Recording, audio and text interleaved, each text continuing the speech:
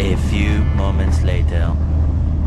Pagka ito ang nakita nyo mga katambay at pumara sa inyo, siguradihin nyo mga katambay na kumpleto ang dala nyo para iwasabala na rin sa ating lahat.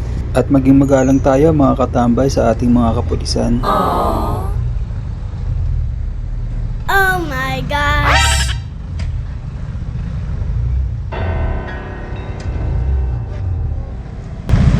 Good sir.